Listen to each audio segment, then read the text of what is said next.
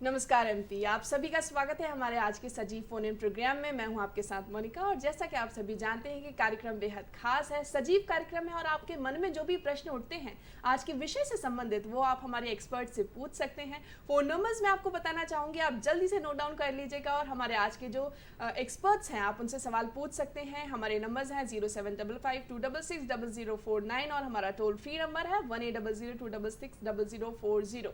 इन numbers पर ज़रूर संपर्क करिएगा। हमारे आज के विषय बेहद खास है, हम आपको विषयों के बारे में ज़रूर बताएंगे कि क्या हमारा विषय है आज का, इसलिए आपको नंबर्स नोट डाउन करना बेहद ज़रूरी रहता है, इसलिए जल्दी से नंबर्स नोट डाउन कीजिए 0755266049 और हमारा टोल फ्री नंबर है 1800233040। इन नंबर्स पर कॉन्टैक्ट ज़रूर ही कीजिएगा।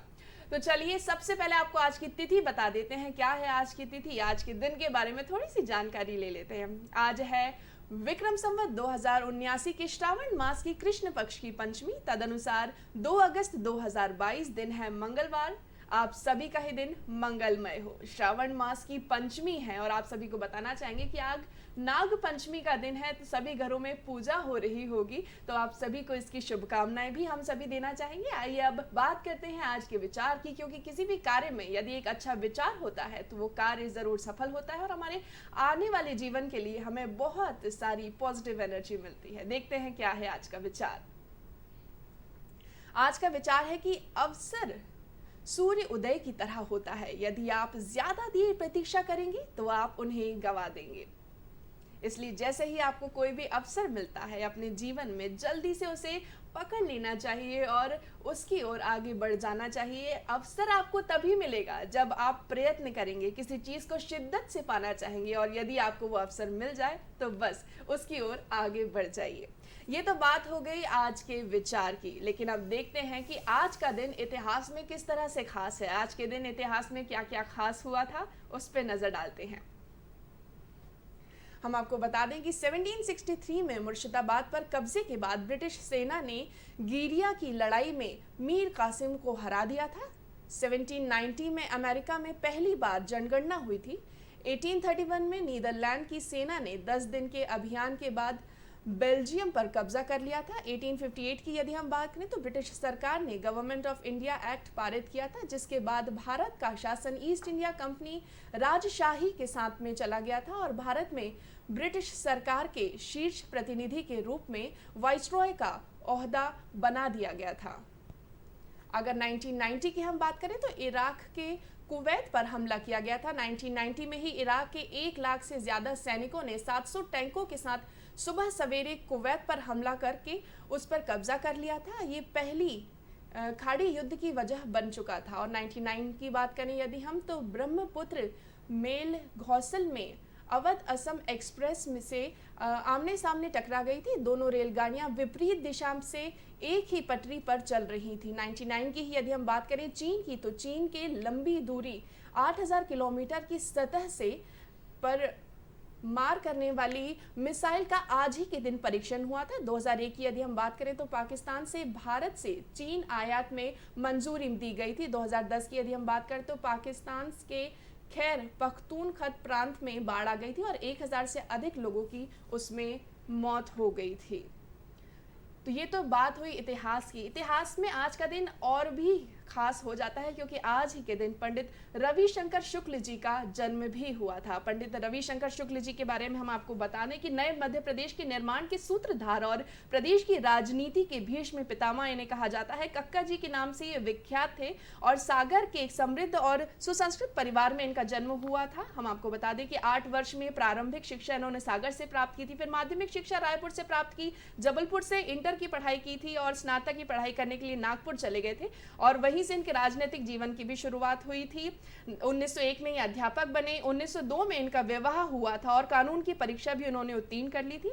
फिर बंबई में आ गए थे। बंबई से गांधी जी से वहां पे उनकी मुलाकात हुई। फिर बंग भंग आंदोलन की आग उस समय ताज़ा थी, इसलिए असहयोग आंदोलन में ये रहे और 600 मील की जो यात्रा है इन्होंने गांधी जी के साथ तय की थी और इसी तरह से उनका जो राजनीतिक जीवन है वो बेहद सफल रहा था। हम आपको बता दें कि मध्य प्रदेश की यदि जब भूमिका की हम बात करते हैं तो मध्य प्रदेश की नींव इन्होंने ही रखी थी। पहले मुख्यमंत्री रहे थे आप मध्य प्रदेश के, तो ये बेहद ही खास बात हो जाती है। तो आइए एक और बेहद खास व्यक्ति का आज जन्मदिन है आज आचार्य प्रफुल्ल चंद्र राय जी का। हम आपको बता दें कि अपने लिए तो सभी जीते हैं और काम करते हैं, पर दूसरों के लिए जब हम पैसे कमाते हैं और उन पर खर्च करते हैं वो आसान नहीं होता। हम आपको बता दें कि फारसी अंग्रेजी का इन्हें बहुत अच्छा नॉलेज था। 2 अगस्त को 1816 में खुल के हम आपको बताएंगे इनके जन्म के बारे में बेहद खास जानकारी हम आपको देंगे कि ये बीमार हुए थे 2 साल के लिए, तब उन्होंने अपने पिताजी की लाइब्रेरी से बहुत सारा अध्ययन ग्रहण किया था और उसके बाद जब इन्हें बहुत ज़्यादा प्रसिद्धि भी मिल गई थी, उसके बाद इन्होंने कई सारी पुस्तकें लिखी, निबंध लिखे इन्होंने और बहुत लोकप्रिय हुए इनके द्वारा लिखे निबंध भी। साधारण वेशभूषा ये रखते थे और इनके पास जो भी पैसे आते थे वो दूसरों पर खर्च कर दिया करते थे। हम आपको बताएंगे इनको बहुत अच्छी तनख्वाह मिलती थी, लेकिन मात्र 40 रुपए अपने लिए रखकर बाकी जो भी पैसा इनके पास आता था वो सभी जिन शिक्षक थे और जो बच्चों को पढ़ाते थे उनके लिए खर्च कर दिया करते थे। तो अपने पास कुछ नहीं रखते थे। पूरा जीवन जो है इन्होंने विज्ञान को समर्पित कर दिया था, नई नई खोजें की थी। और एक और खास बात मैं आपको इनके बारे में बताना चाहूंगी कि केमिकल रिसर्च कर रहे थे ये, एक बार उस समय कुछ गड़बड़ी हो गई थी केमिकल्स में, तो 200 बोतलें उस केमिकल की इन्होंने फोड़वा दी थी अपने सामने और ये कहा था कि विज्ञान जो है वो लोगों के काम आना चाहिए, उनकी बर्बादी का कारण नहीं बनना चाहिए। और किसी व्यक्ति ने कहा कि आपको तो राजनीति में होना चाहिए, तब इन्होंने कहा कि अगर मेरे जैसे 30 वैज्ञानिक और यदि हमारे देश में आ जाएंगे तब मैं जो राजनीति है उसमें शामिल हो जाऊंगा। लेकिन ऐसा हुआ नहीं, लेकिन उन्होंने देश के लिए बहुत काम किया है। तो ये तो बात हो गई हमारे आज के इतिहास की। अब बारी है हमारे आज के मेहमानों से आपकी मुलाकात कराने की। तो हम आपको बता दें हमारे साथ आज 2 खास मेहमान मौजूद हैं। सबसे पहले मुलाकात कराते हैं आपकी डॉक्टर हेमंत शर्मा जी से। नमस्कार सर, आपका बहुत बहुत स्वागत है। आप निदेशक हैं माध्यमिक शिक्षा मंडल भोपाल के, और साथ ही साथ हमारे साथ एक और एक्सपर्ट मौजूद हैं। आज मुलाकात कराते हैं आपकी डॉक्टर प्रिया भावे चित्तावर जी से। नमस्कार मैम, आपका बहुत बहुत स्वागत है। आप हैं एक स्त्री रोग विशेषज्ञ जिनसे हम चर्चा करेंगे आज के विषयों के बारे में। मैं आपको बता दूं कि डॉक्टर प्रिया से हम बात करने वाले हैं स्तनपान के बारे में। हम सभी जानते हैं कि 1 अगस्त से लेकर 7 अगस्त तक हम सभी स्तनपान सप्ताह मनाते हैं। तो किस तरह से मनाना चाहिए, क्यों मनाया जाता है, इस तरह के कुछ महत्वपूर्ण विषयों पे हम बात करेंगे। और साथ ही साथ हेमंत शर्मा जी हमारे साथ मौजूद हैं, उनसे हम बात करेंगे राष्ट्रीय शिक्षा मंडल के बारे में और साथ ही साथ किस तरह से माध्यमिक शिक्षा मंडल की जो हेल्पलाइन है वो किस तरह से काम करती है। तो ये बहुत ही खास विषय हैं दोनों ही। और जैसा कि आप जानते ही हैं कि फ़ोन नंबर्स आपके पास अवेलेबल हैं ही, आप हमें कॉल कर सकते हैं और आज के जो हमारे 2 मुख्य विषय हैं उन पर चर्चा कर सकते हैं, हमारे एक्सपर्ट से प्रश्न पूछ सकते हैं। फ़ोन नंबर्स मैं आपको एक बार फिर से बता दूं, यदि आपने नोट डाउन नहीं किए हैं तो जल्दी से नोट डाउन कर लीजिए। हमारे फ़ोन नंबर्स हैं 0755266049 और हमारा टोल फ्री नंबर है 1800233040। इन नंबर्स पर ज़रूर ही संपर्क कीजिएगा।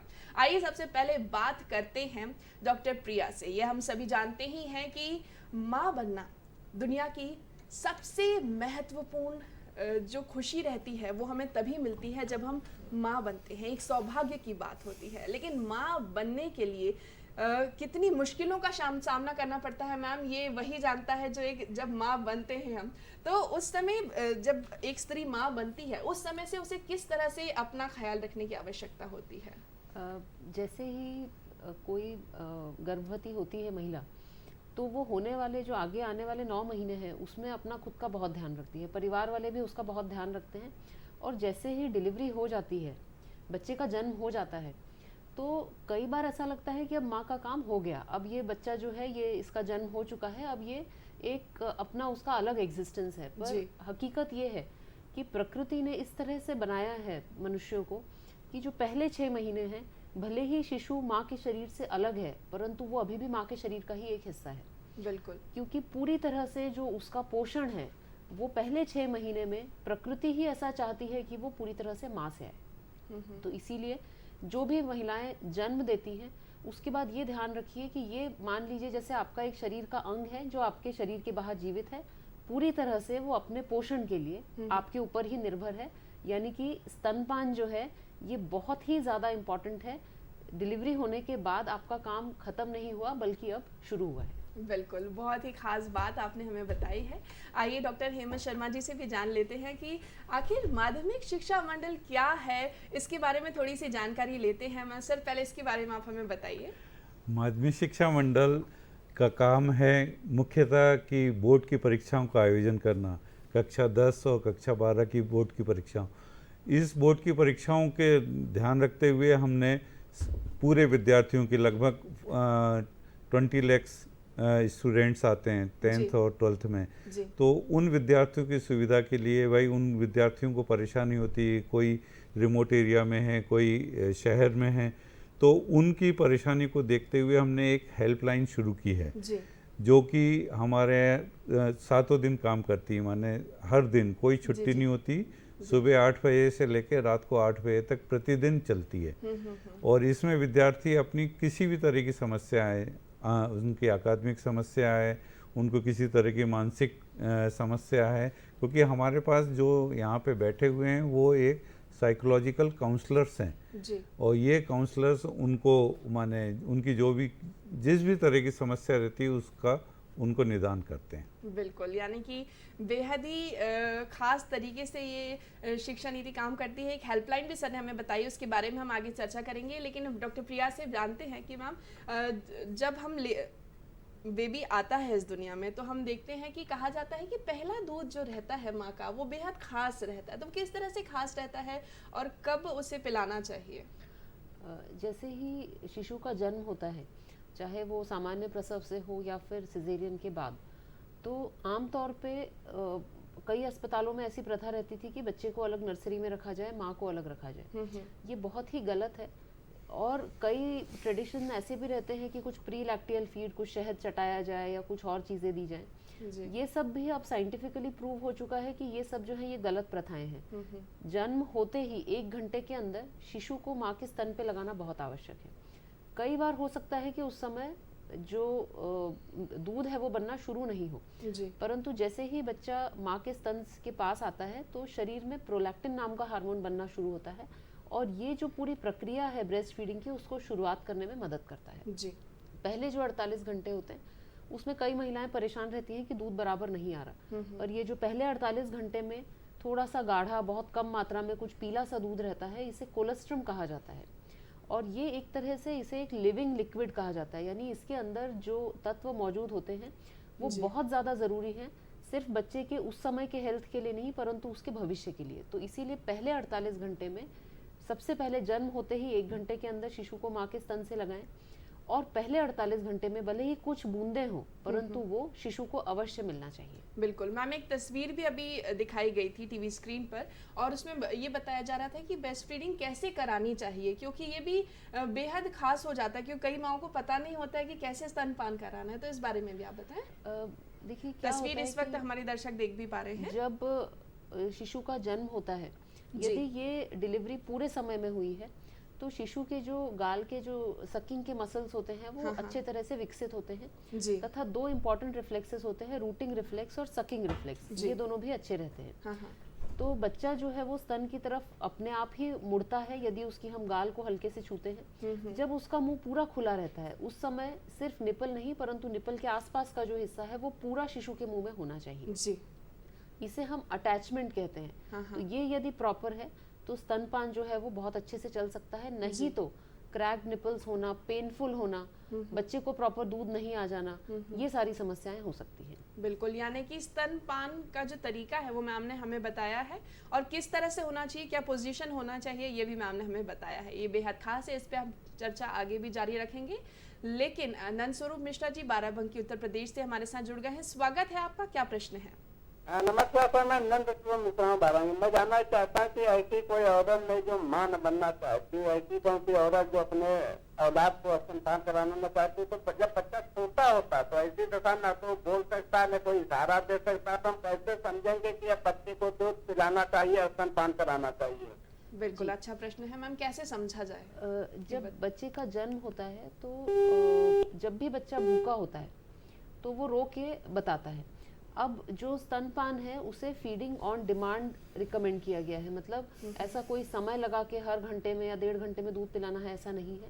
जब भी बच्चा उठ के और रोता है उस समय उसे हमें स्तनपान कराना है, ये तरीका है। अब कैसे पता चले कि बच्चे को दूध बराबर बन रहा है, उसको जितना चाहिए उतना दूध जा रहा है? सबसे बड़ी समस्या होती है कि जब हम ऊपर से फीड कराते हैं तो हमें पता रहता है कि इतने ml दूध बच्चे ने ले लिया है। स्तनपान जब कराते हैं तो कोई तरीका नहीं होता कि कितना बच्चे को दूध गया है ये पता करने का। तो यदि बच्चा 4 से 5 बार पेशाब कर रहा है, यदि उस 2 ब्रेस्ट फीडिंग के बीच में वो बराबर सो रहा है, शांति से सो रहा है, और 1 या 2 हफ्ते के बाद जब आप वजन देखते हैं तो ये बराबर बढ़ रहा है, तो ये 3 चीज़ों से हमें पता चलता है कि उसे बराबर स्तनपान जो है वो बराबर हो रहा है और उसे जितनी आवश्यकता है उतना दूध मिल रहा है। तो समय से नहीं, परंतु बच्चा जब भी उठ के रोए तो सबसे पहले उसे स्तनपान कराने की कोशिश करिए, क्योंकि अधिकतर केसेस में या तो भूख से या फिर प्यास से ही बच्चे रोते हैं। बिल्कुल, मुझे उम्मीद है नंद स्वरूप जी आपको आपके प्रश्न का उत्तर मिल गया होगा। हमारे साथ एक और कॉलर जुड़ रहे हैं, उनका सवाल जो है डॉक्टर हेमंत जी से है। स्वागत है, आपका क्या प्रश्न है? जी, good afternoon everyone. Good afternoon madam, मैं डॉक्टर प्रदीप साहू बोल रहा हूँ भोपाल से। मैं डॉक्टर हेमंत शर्मा जी से एक प्रश्न करना चाहता हूँ जी। कि जो बच्चे 10th और 12th में रिवैल्यूएशन कराते हैं तो उनका रिजल्ट आते आते काफी लेट हो जाता है। तो कई बार उनको कोई मान लो सीएम की स्कॉलरशिप मिलनी है या कहीं पर एडमिशन होना है, तो वो एडमिशन होने में डिले हो जाता है, काफी लेट हो जाते हैं। इसका कारण क्या है? इसका कारण ये है कि जो रिवैल्यूएशन या रीटोटलिंग कराते हैं वो रिटोटलिंग का तो आ जाता है, लेकिन रिवैल्यूएशन का रिजल्ट आते आते काफी लेट हो जाता है। नहीं, मैं वही बता रहा हूँ ना, स्कॉलरशिप वगैरह या दूसरी जी जी बिल्कुल, आपके प्रश्न का उत्तर ही वो दे हाँ, रहे हैं जी। कि वो रीटोटलिंग क्या है कि वो यहाँ पे नहीं होती है कि बोर्ड ऑफिस में होती है। रीटोटलिंग जो जिस जिले का रहता है, जब वो यहाँ फॉर्म भरता है तो यहाँ से फॉर्म भरने के बाद हम उस जिले को सूचित करते हैं, फिर उस जिले वाले उसकी कॉपी निकाल के उसका रीटोटलिंग करते हैं और फिर रीटोटलिंग करके वो मार्क्स हमारे को बोर्ड में भेजते हैं और फिर हम उसको आपको बताते हैं। इसीलिए ये सारी प्रोसेस होने में थोड़ा सा टाइम लग जाता है और बाकी कुछ भी ऐसा नहीं है कि क्यों नहीं हो रहा। जी बिल्कुल, यानी कि एक प्रक्रिया है, उसे पूरा करने के लिए थोड़े से समय की आवश्यकता तो लगती ही है और उसी के अकॉर्डिंग जो है वो मार्क्स आते हैं बोर्ड तक और फिर वो बच्चों तक वो मार्क्स को पहुंचा देते हैं। सर, आपने एक हेल्पलाइन नंबर की भी बात की, तो हम चाहेंगे कि वो हेल्पलाइन नंबर आप बताएं हमारे दर्शकों को। वो जो माध्यमिक शिक्षा मंडल की हेल्पलाइन है, वो उस हेल्पलाइन का नंबर है 1800-233-0175। इस हेल्पलाइन पे बच्चे इवन, क्योंकि हमारी जो हेल्पलाइन में बच्चे भी कॉल करते हैं, पेरेंट्स भी कॉल करते हैं, टीचर्स भी कॉल करते हैं, जिसको भी ज़रूरत रहती है सभी लोग कॉल करके उसको पूछ सकते हैं। और ये जो हेल्पलाइन है ये अभी कोरोना काल में सबसे ज़्यादा प्रभावी रही, क्योंकि उस समय जब सारी शालाएं बंद थी, सारे ऑफिसेज बंद थे, तो बच्चे कहाँ जाएं, कहाँ से क्वेरी करें, तो उस समय ये सबसे ज़्यादा प्रभावी माने लगभग 2-2 लाख कॉल्स हमने उस समय लिए हैं। और इस हेल्पलाइन में आप जब चाहें जिसकी जिस भी तरह की जिज्ञासा है, और बल्कि हमने एक और सुविधा दे रखी है कि जो लोग यदि अपने बच्चे की काउंसलिंग कराना चाहते हैं खुद फेस टू फेस मोड पे, तो वो हमारे ऑफिस में आके यहाँ पे आके अपनी काउंसलिंग करा सकते हैं। बिल्कुल, तो हेल्पलाइन नंबर आप सभी अपनी टीवी स्क्रीन पर भी देख रहे हैं।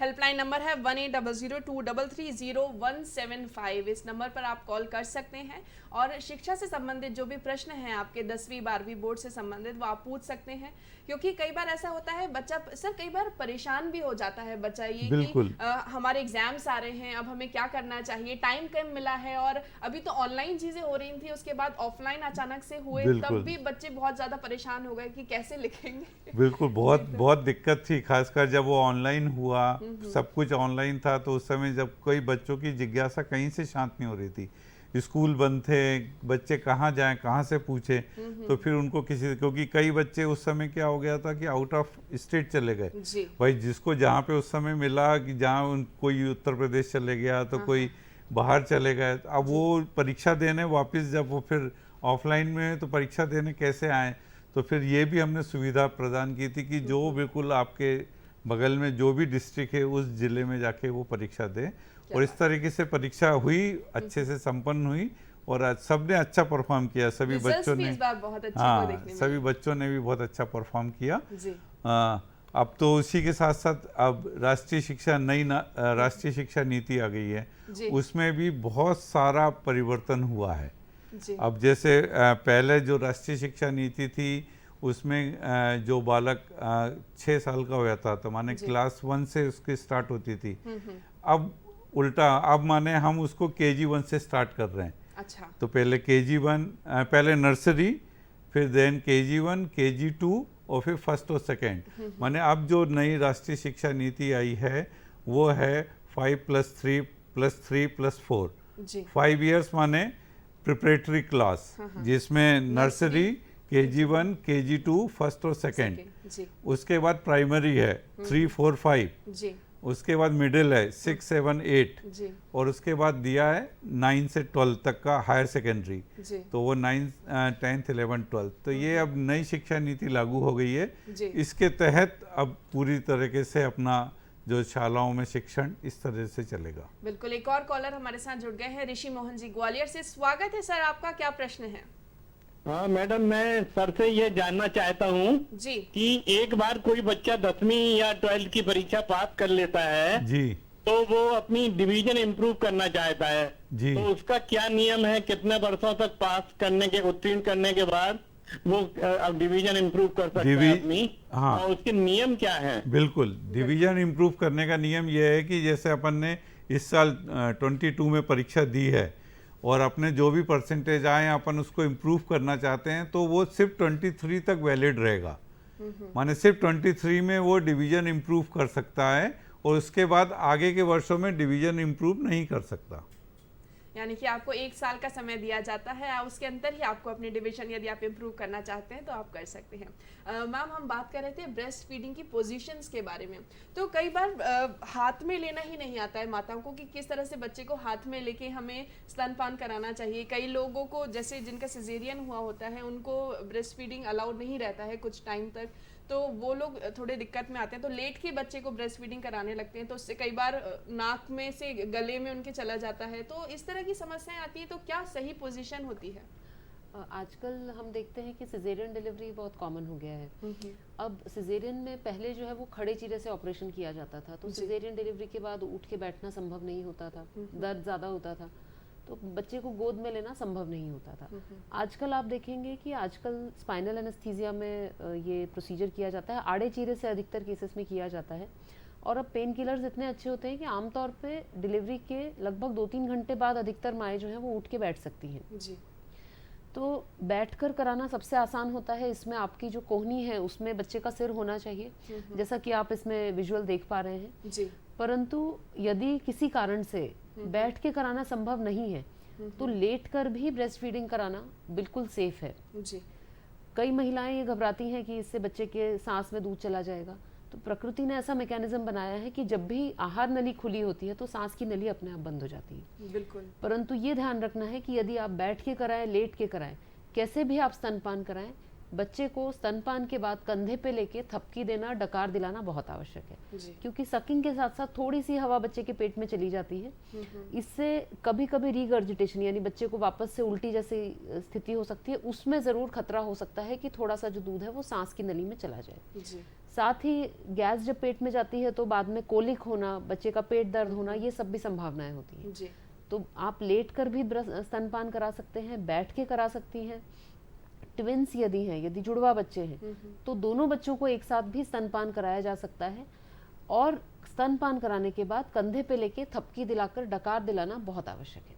बिल्कुल। साथ ही साथ मैम ये भी जानना चाहेंगे कि ये जो हम सप्ताह मनाते हैं 1 से 7 तारीख तक, इसे मनाने की आवश्यकता क्यों पड़ी और किस तरह से इसे मनाया जाता है?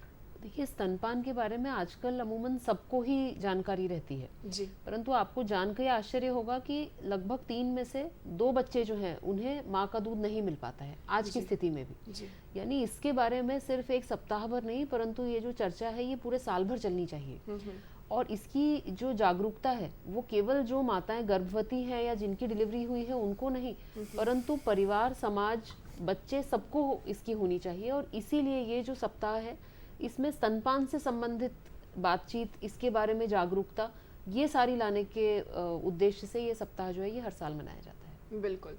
यानी कि ये सप्ताह जागरूकता के लिए मनाया जाता है। क्या इस साल की कोई थीम भी रखी गई है मैम? ये जो इस साल की थीम डिसाइड की गई है वो है एजुकेट एंड सपोर्ट। हम ये जानते हैं कि कोई भी चीज़ सफल होने के लिए दो चीज़ें बहुत आवश्यक हैं। पहला ये कि उसमें सामाजिक उसको मान्यता मिलनी चाहिए, परिवार की तरफ से उसमें एक सहारा या सपोर्ट होना चाहिए। ब्रेस्ट फीडिंग में हमें लगता है कि माँ दूध पिलाएगी और बच्चा दूध पिएगा, परंतु डिलीवरी के बाद जो स्थिति होती है, जब तक परिवार इसके लिए मोटिवेटेड नहीं है, जब तक कि घर वालों का सपोर्ट नहीं है, तब तक स्तनपान सफल नहीं हो सकता। एक बहुत छोटा सा एग्जाम्पल बताऊंगी। माँ कई बार बहुत जागरूक रहती है स्तनपान को लेके, बच्चा भी दूध अच्छे से पी रहा है, परंतु घर की जो बड़ी बूढ़ी माताएं हैं वो कहती है इसको दूध नहीं जा रहा, ये दुबला हो रहा है, इसको दूध कम पड़ रहा है, और फिर सप्लीमेंटल ब्रेस्ट फीडिंग शुरू कर दी जाती है और धीरे धीरे बच्चा जो है ये ब्रेस्ट फीडिंग से दूर होता जाता है। तो इसीलिए सपोर्ट परिवार और समाज का, और एजुकेट, जब तक हमें फैक्ट्स पता नहीं होंगे, जब तक हमें इसकी तकनीक पता नहीं होगी, तो जाहिर सी बात है कि कोई माँ स्तनपान नहीं करा पाएगी। तो इस साल की जो थीम है वो है एजुकेट एंड सपोर्ट। बिल्कुल, यानी कि हम सभी को जानकारी होना चाहिए, साथ ही साथ जानकारी होने के अलावा हमें आपस में एक दूसरे को सपोर्ट करना बेहद आवश्यक होता है। या भी हमारे पास ऐसी कोई महिला है जो स्तनपान कराती हैं तो उनका ख्याल रखना भी बेहद आवश्यक होता है। कैसे उनका ख्याल रखना चाहिए, इस विषय पर आगे चर्चा करेंगे, लेकिन डॉक्टर हेमंत शर्मा जी भी हमारे साथ मौजूद हैं, तो उनसे जानते हैं कि जब बच्चा बड़ा होता है उस समय 10वीं की परीक्षा आती है। कई लोग ऐसे होते हैं जो 10वीं डायरेक्टली नहीं दे पाते हैं, ओपन स्कूल्स ज्वाइन कर लेते हैं, क्योंकि कई बार घर की समस्याओं के कारण भी जॉब करनी पड़ जाती है, साथ में परीक्षा नहीं दे पाते। तो क्या उनके लिए किस तरह से काम करता है और कैसे उन्हें काउंसलिंग दी जाती है? बिल्कुल, कई बार ये होता है, नेचुरली एग्ज़ाम फियर सबको रहता है, किसी भी उम्र में आज एक एग्ज़ाम होगा तो उसका फियर रहता है, बच्चों में भी उसी तरह का फियर आता है। तो उस फियर को दूर करने के लिए हमारे यहाँ जो साइकोलॉजिकल काउंसलर्स हैं वो उनको काउंसलिंग देते हैं जी। और फिर जो बच्चे किसी कारणवश रुक जाते हैं या कोई एक आध पेपर रुक जाता है, तो उसके लिए भी मध्य प्रदेश शासन ने बहुत अच्छी एक योजना बनाई है, रुक जाना नहीं। रुक जाना नहीं के अंतर्गत क्या होता है कि जो बच्चे बोर्ड एग्ज़ाम में एक विषय में या दो विषय में या वो पूरी भी तरह से एग्ज़ाम देना चाहते हैं, तो वो उसमें एग्ज़ाम माने हमारा जो रिजल्ट आता है उस रिजल्ट के बाद ही रुक जाना नहीं के फॉर्म भरे जाते हैं और तुरंत उसमें बच्चा परीक्षा का आवेदन करके एग्ज़ाम दे सकता है। वो 1 महीने बाद एग्ज़ाम हो जाती है और उसका रिजल्ट जून या जुलाई में आ जाता है, ताकि बच्चा अपने हायर स्टडीज़ के लिए कहीं भी एडमिशन ले सकता है। जी, हमारे साथ एक कॉलर जुड़ गए हैं। हिमांशु जी, स्वागत है आपका, क्या प्रश्न है? हेलो जी। हाँ मैडम, हमको ये जानना था कि मैं 3 विषय में उत्तीर्ण नहीं हुआ हूँ जी। 10वीं की परीक्षा दिया था मैंने, तो 3 विषय में उत्तीर्ण नहीं हुआ हूँ मैं, तो उसके लिए क्या करना चाहिए? मेरे को फिर से फार्म भरना चाहिए कि 3 विषय का पेपर देना चाहिए मुझे? ये तो अभी तो आप इस बार अभी तो चूक गए आप, क्योंकि ये क्या जैसे ही परीक्षा परिणाम घोषित होता है उसके बाद ही रुक जाना नहीं के अंतर्गत आप ये परीक्षा फॉर्म भरते तो तीनों विषय के सिर्फ आपको 3 पेपर देने रहते हैं, बाकी जिस पेपर में उत्तीर्ण हो गए उसके मार्क्स ऑटोमेटिक आपके उसमें काउंट हो जाते हैं। परंतु अब आपने वो चांस मिस कर दिया, अभी फिर निकलेगी ओपन स्कूल में उस तरह की एग्ज़ाम की, तो उसमें अपन फॉर्म भरें और आप उसका बेनिफिट लें। और नहीं तो अभी बोर्ड एग्ज़ाम के फॉर्म भरे जाएंगे, इसी महीने शुरू हो गए, फॉर्म भर रहे हैं, तो पूरी एग्ज़ाम देना हो तो पूरी एग्ज़ाम भी दे सकते हैं आप। इस तरीके से आप अपना आगे जो भी आपका सहूलियत हो कि आपको पूरी एग्ज़ाम देना है या सिर्फ बचे हुए 3 पेपर देना है, तो ये आपके ऊपर निर्भर करता है, तो आप उसमें से चयन कर लें कि क्या आपको करना है। बिल्कुल, यानी कि आप अभी जो बोर्ड के एग्जाम्स निकलेंगे आप उसमें भी फॉर्म डाल सकते हैं और बोर्ड के एग्ज़ाम दे सकते हैं, सभी विषयों के भी दे सकते हैं, या फिर जो 3 विषय में आप देना चाह रहे हैं, जिस बारे में आपने प्रश्न पूछा है, आप उन 3 विषयों के बारे में भी अपना एग्ज़ाम दे सकते हैं। और जैसा कि सर ने बताया, वरना ओपन की परीक्षाएं भी निकलेंगी, आप उसके ज़रिए भी फॉर्म भर सकते हैं और अपने एग्ज़ाम्स दे सकते हैं। आपको 10वीं क्लियर करनी पड़ेगी, तभी आप 12वीं की परीक्षा दे पाएंगे। तो मुझे उम्मीद है कि आपको आपके प्रश्न का उत्तर अवश्य ही मिला होगा। सर, हम चर्चा कर रहे थे कि कैसे बच्चों की काउंसलिंग होना बेहद आवश्यक हो जाती है। यदि हम देखें कि जो बच्चे ने 10वीं की परीक्षा दे ली है, लेकिन उसके बाद कई सारा गैप हो जाता है उनके बीच में, 5 साल 6 साल का गैप, उसके बाद फिर उन्हें लगता है कि हमें 12वीं की परीक्षा देनी चाहिए कि नहीं देनी चाहिए, उस में क्या करना चाहिए किसी व्यक्ति को? उसमें 2 ही तरीके से हैं कि यदि किसी कारणवश से गैप होता है तो उस दौरान वो क्या करते रहा, या हो सकता है कई बार कुछ ऐसी परिवार की मजबूरी रहती है तो उस मजबूरी के वश वो कोई रोजगार कर रहा था या अपने घर में किसी तरह का सपोर्ट दे रहा था या उसकी कुछ ऐसी स्थिति थी कि तबीयत ठीक नहीं थी, तो उस कारण से वो नहीं अपीयर हो पाया जी। तो ये उसकी काउंसलिंग हम लोग देते हैं। हाँ। और उसके बाद उसको बताते हैं कि आप ओपन स्कूल से एग्ज़ाम भरें या माध्यमिक शिक्षा मंडल की जो बोर्ड परीक्षा है उससे पेपर पर परीक्षा दें। जी बिल्कुल। तो हेल्पलाइन नंबर मैं आपको बता दूं, जल्दी से नोट डाउन कर लीजिएगा। और यदि आपके अंदर भी माध्यमिक शिक्षा मंडल से संबंधित कोई प्रश्न है, आप पूछना चाहते हैं, तो उस हेल्पलाइन नंबर पर पूछ सकते हैं। हमारा हेल्पलाइन नंबर है 1800-233-0175। इस नंबर पर आप संपर्क कर सकते हैं। माध्यमिक शिक्षा मंडल की ये हेल्पलाइन है। जैसा कि डॉक्टर हेमंत शर्मा जी ने हमें बताया कि 7 दिन ये हेल्पलाइन चालू रहती है। सर, क्या कोई समय भी है इसका? सुबह 8 से रात को 8 तक। सुबह 8 से रात को 8 बजे तक आप इस नंबर पर कॉल कर सकते हैं। और यदि आप अपनी काउंसलिंग करवाना चाहते हैं या फिर आपको किसी विषय से संबंधित कोई प्रश्न पूछना है, 10वीं 12वीं के बोर्ड के बारे में आपको जानकारी चाहिए, तो आप ज़रूर पूछ सकते हैं। आइए अब बात करते हैं डॉक्टर प्रिया से और उनसे जानते हैं कि मैम, जब हम बात करते हैं माताओं की, तो माताओं को किस तरह का फ़ायदा होता है स्तनपान कराने के बाद? यदि हम फ़ायदे की बात करें तो हर गर्भवती महिला या जिस महिला की अभी डिलीवरी हुई है, सबसे पहला उसका यही कंसर्न रहता है कि मैं अपने प्री प्रेगनेंसी शेप में कैसे जाऊंगी जी। मेरा ये जो प्रेगनेंसी में वज़न बढ़ गया है, ये कैसे कम होगा। हाँ। तो उसका सबसे अच्छा तरीका जो है वो है स्तनपान। उसका कारण ये है कि जब महिला स्तनपान कराती है तो रोज़ाना उसमें 1200 से 1400 कैलोरीज खर्च होती हैं जी। अब ऐसी स्थिति में आप खुद समझ सकते हैं कि जो महिला स्तनपान कराएगी उसका जो वजन घटने की जो रेट है वो बहुत जल्दी होगा। और वही जो महिला स्तनपान नहीं कराएगी तो 1200 से 15 कैलोरीज खर्च करने के लिए हमें कम से कम 3 घंटे व्यायाम करना पड़ेगा, तब भी इतनी कैलोरीज जो है वो खर्च नहीं होगी। दूसरा सबसे बड़ा जो फायदा है वो ये है कि इसमें किसी तरह की तैयारी की आवश्यकता नहीं है। जब हम डब्बे का दूध पिलाते हैं तो हमें कटोरी चम्मच उबालना पड़ता है, पानी उबालना पड़ता है, पूरा सब सामान लेके कहीं भी जाएं।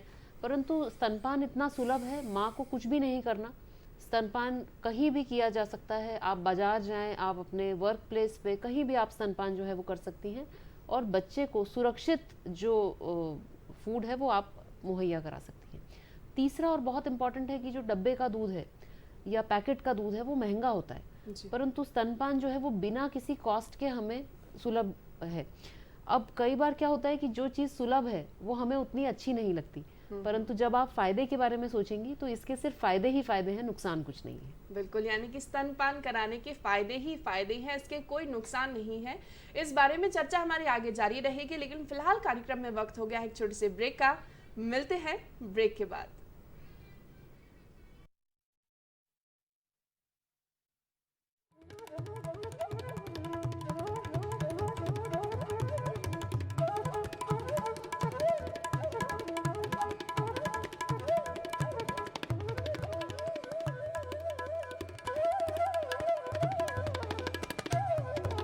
दूरदर्शन मध्य प्रदेश पर देखिए कार्यक्रम अलबेले हाथों का हुनर प्रत्येक शनिवार दोपहर 1 बजे से।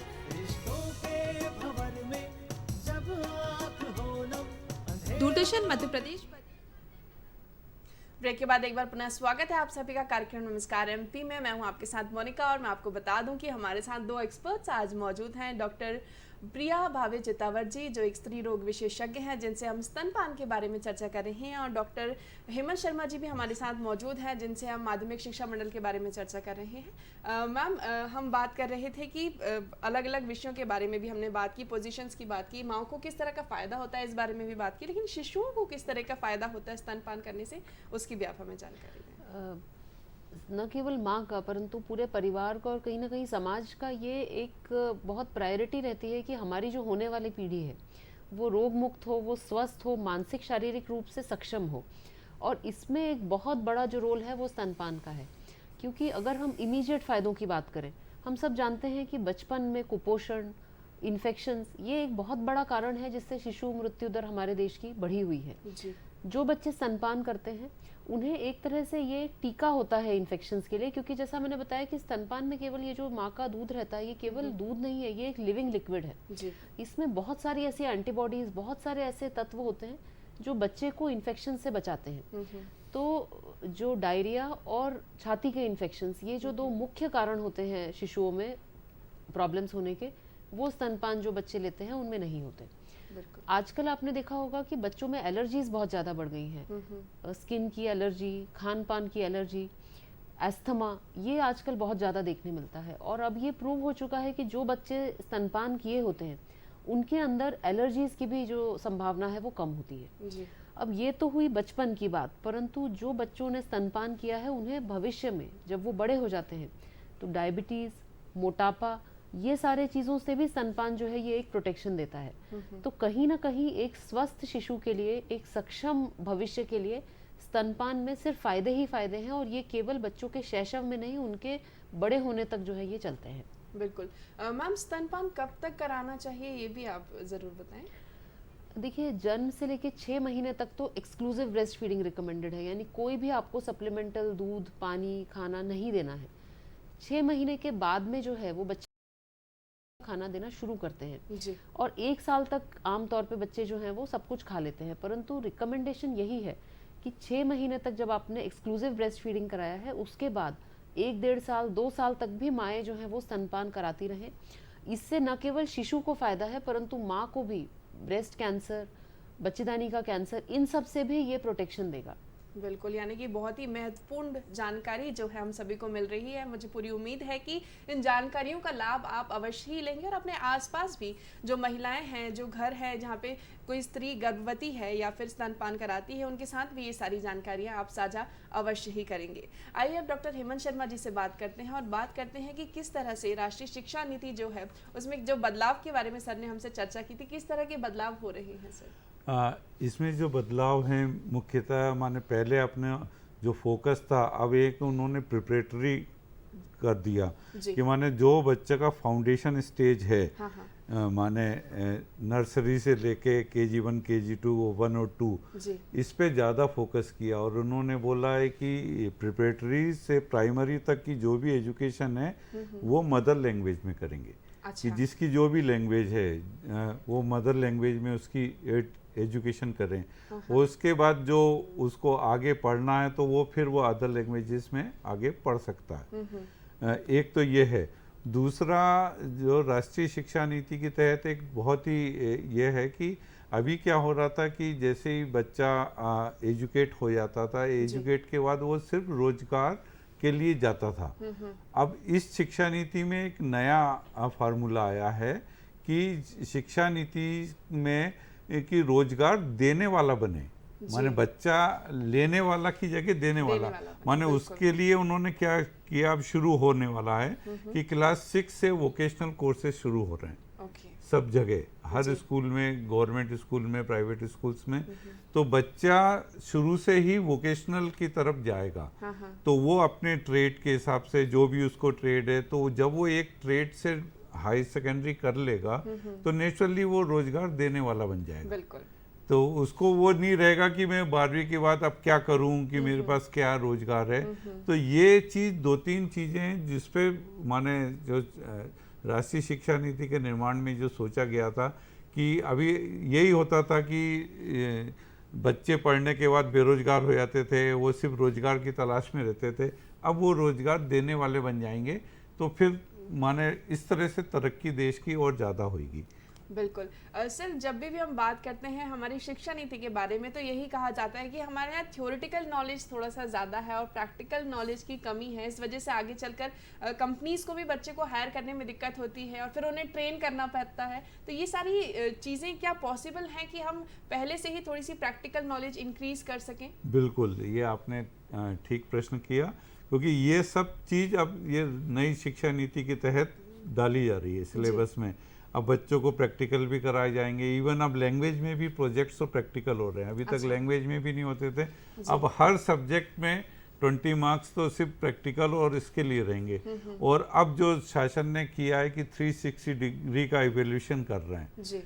इससे माने बच्चे की ऑल राउंड डेवलपमेंट चाहिए। माने ऐसा नहीं कि सिर्फ एकेडमिक, अभी तक जो थी अपनी एजुकेशन सिस्टम वो सिर्फ रीडिंग और राइटिंग पे निर्भर था कि बच्चे ने जो पढ़ा है और जो लिख दिया है उस पे ही निर्भर था। जी। अब जो उसका ऑलराउंड डेवलपमेंट के ऊपर चल रहा है कि बच्चा ऑलराउंड डेवलपमेंट होगा और उसके लिए अलग तरह का प्रोग्रेस कार्ड की तैयारी चल रही है, जिससे बच्चे की हर तरह की प्रतिभा, क्योंकि ऐसा कोई भी दुनिया में नहीं है जिसकी कोई ना कोई स्किल नहीं आती है या कोई ना कोई एक प्रतिभा नहीं है। तो उस बच्चे की प्रतिभा को उजागर करना ये एक राष्ट्रीय शिक्षा नीति का, और उसको विकसित करके उसको इस लायक बनाना कि वो रोजगार देने योग्य हो जाए।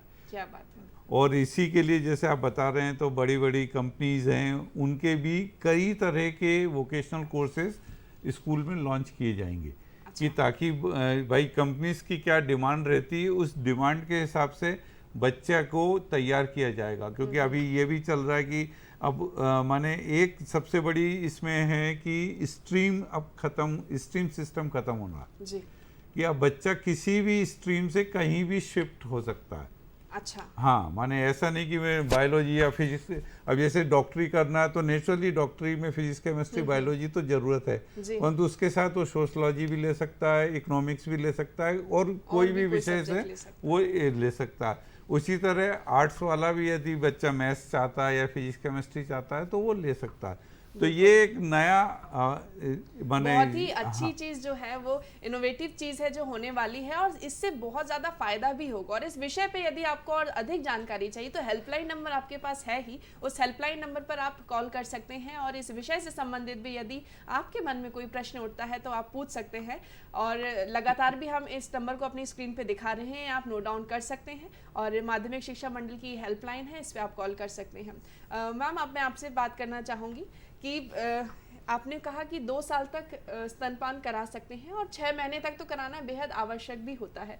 तो स्तनपान के साथ साथ बच्चे को किस तरह का आहार मिलना चाहिए ये भी बहुत महत्वपूर्ण हो जाता है, क्योंकि माँ ने स्तनपान कराया उसके बाद अगर थोड़ी देर बाद ही खिला दिया तो क्या बच्चे का स्वास्थ्य में कोई परिवर्तन हो सकता है? कितना अंतराल रखना चाहिए, इसकी जानकारी आपने? देखिए, जैसे बच्चे का 6 महीने कंप्लीट हो जाते हैं उसके बाद एकदम से खाना नहीं शुरू किया जाता।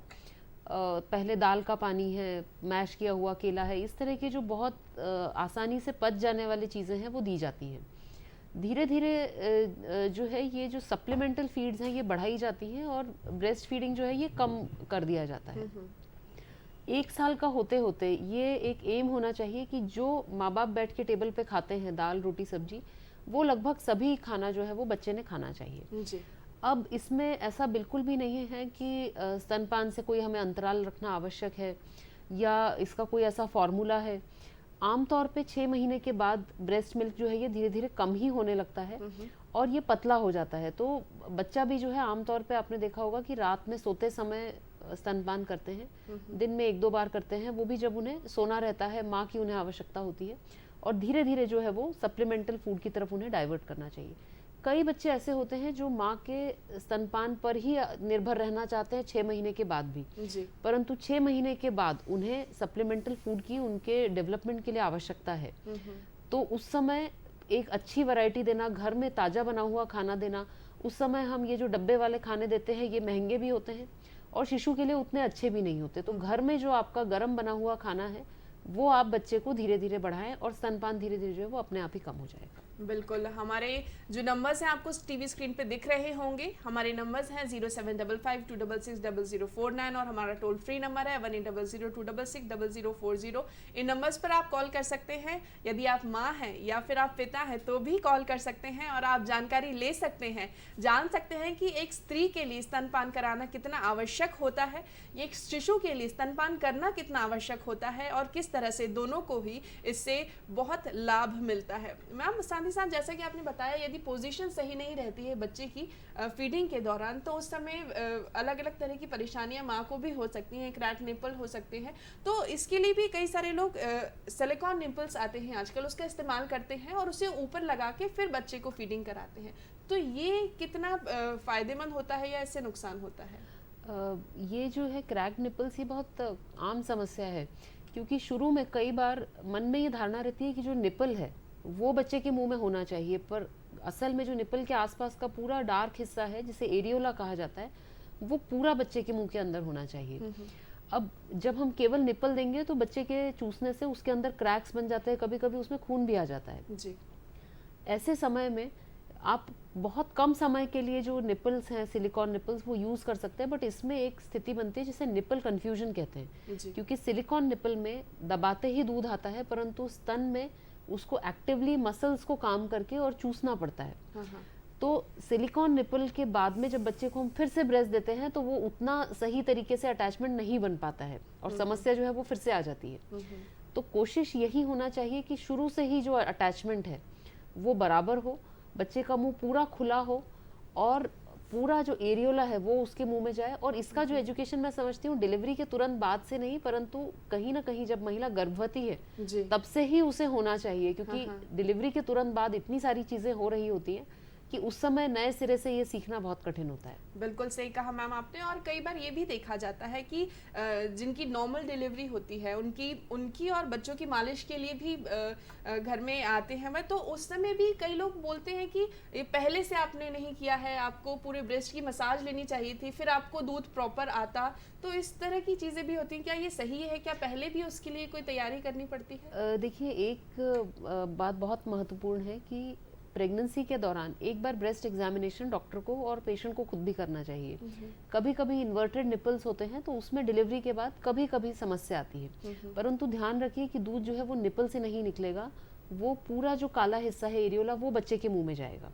तो यदि इन्वर्टेड निपल्स भी हैं, निपल दबी हुई भी है, तो भी बच्चा स्तनपान कर सकता है, उसमें कोई समस्या नहीं है जी। साथ में आखिरी के जो 3 महीने होते हैं गर्भावस्था के, उसमें निपल को नहीं टच करना चाहिए, किसी तरह की मालिश नहीं करनी चाहिए, क्योंकि इससे ऑक्सीटोसिन हार्मोन बन सकता है और इससे कम समय में दर्द आ सकते हैं। जी जी। तो ये गलत है कि हमें प्रेगनेंसी में ही ब्रेस्ट की मालिश करनी चाहिए या निपल की किसी तरह से मालिश करनी चाहिए, ये बिल्कुल एक भ्रांति है। बिल्कुल, टीवी स्क्रीन पर दर्शक देख भी पा रहे थे कि मालिश की कुछ तस्वीरें आप देख पा रहे थे कि कैसे करनी चाहिए थी, इस वक्त भी आप देख पा रहे होंगे। और सही तरीका यही होता है कि आपको पूरा जो मैम ने बताया काला हिस्सा रहता है ब्रेस्ट का, वो पूरा बच्चे के मुंह के अंदर जाना चाहिए। यदि इन्वर्टेड निपल्स हैं तो भी बच्चा स्तनपान कर लेगा। मैम, यदि हम वर्किंग वुमेन्स की बात करें तो कई सारे ऑफिसेज में तो 6 महीने की जो लीव है मिलती ही है, लेकिन कई सारे ऑफिसेज में 3 महीने की भी लीव मिलती है।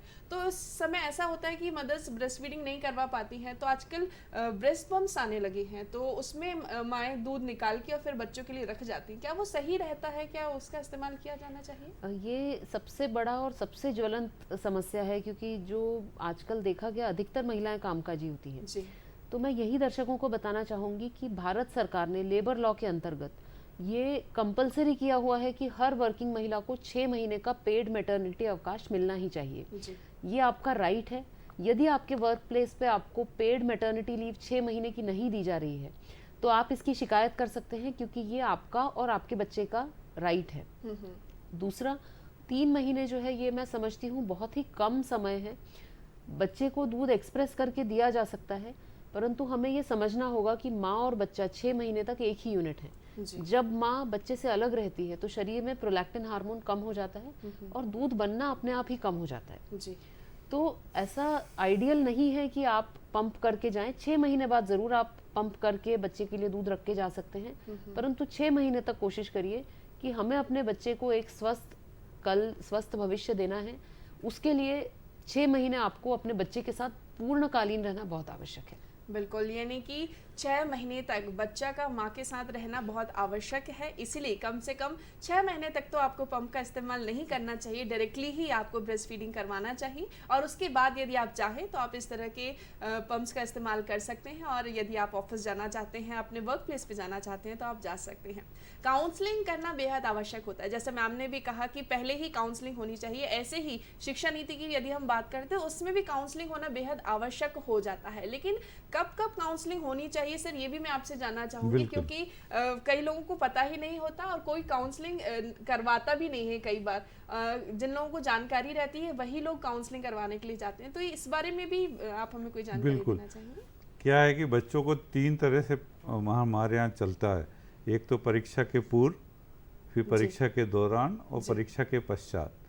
परीक्षा के पूर्व जो काउंसलिंग होती है, जनरली बच्चे उस समय स्ट्रेस में आ जाते हैं कि मेरी तैयारी नहीं हुई, मैं कैसे अपीयर होऊंगा, या मैंने जो भी याद किया है वो याद नहीं रह रहा है जी। तो उसकी समस्या, माने इस तरह के फ़ोन कॉल्स हमारे यहाँ ढेरों आते हैं। तो फिर हम उसकी समस्याएं जो काउंसलर्स है वो उनको बताते हैं, और बल्कि हमारी जो भी काउंसलिंग होती है पूरी सीक्रेट रहती है।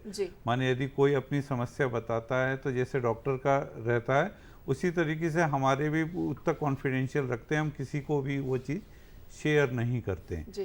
कि भाई नहीं तो लोगों को लगे ना कि मैं अपनी समस्या बता रहा हूँ, वो सामने वाला फिर वो समस्या का नहीं हो पाएगा जी। दूसरी जो आता है वो परीक्षा के दौरान।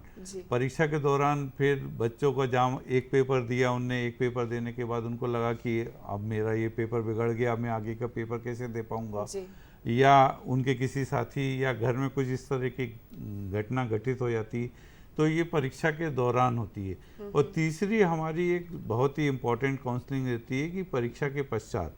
एक तो बच्चों को हम लोग बोलते हैं कि मानसिक किसी भी तरह की वो नहीं लें, स्ट्रेस नहीं लें, क्योंकि परीक्षा में अंक सब कुछ नहीं है जी। कि अपन सपोज करो 80% भी आ गए, 90, अब आजकल तो अभी जो रिजल्ट आया CBSE और ICSE का 99.99 इस तरह के रिजल्ट आ रहे हैं जी। तो अब माने आप पेरेंट्स कितनी कल्पना करेगा, और यही हो रहा है। 100 के बाद भी क्या कल्पना की जाएगी? 100 के बाद भी अब क्या तो यही एक माना मेरे सभी पेरेंट्स से भी अनुरोध है कि बच्चे की तुलना बिल्कुल नहीं करें, कि पड़ोस के बच्चे ने इतने % ले आए और तुम्हारे नहीं आए, तो बच्चे उसके कारण से मानसिक उसमें दबाव में आ जाते हैं और फिर वो कुछ भी गलत कदम उठाते हैं एक। और फिर क्या है कि परीक्षा के पश्चात जो हमारी मुख्यतः माने होती है वो कैरियर काउंसलिंग होती है जी। क्योंकि वो सबसे ज़्यादा होते हैं, जो बच्चे 10वीं उत्तीर्ण करते हैं तो उनको विषय का चयन रहता है जी। कि भाई अब मैं कौन सी स्ट्रीम सेलेक्ट करूं, कौन से इसमें जाऊं, क्योंकि गाँव में या जो छोटे से एरिया हैं वहाँ पे एक्सपोजर नहीं रहता, तो उनको नहीं मालूम रहता कि हम कौन सी स्ट्रीम चयन करें।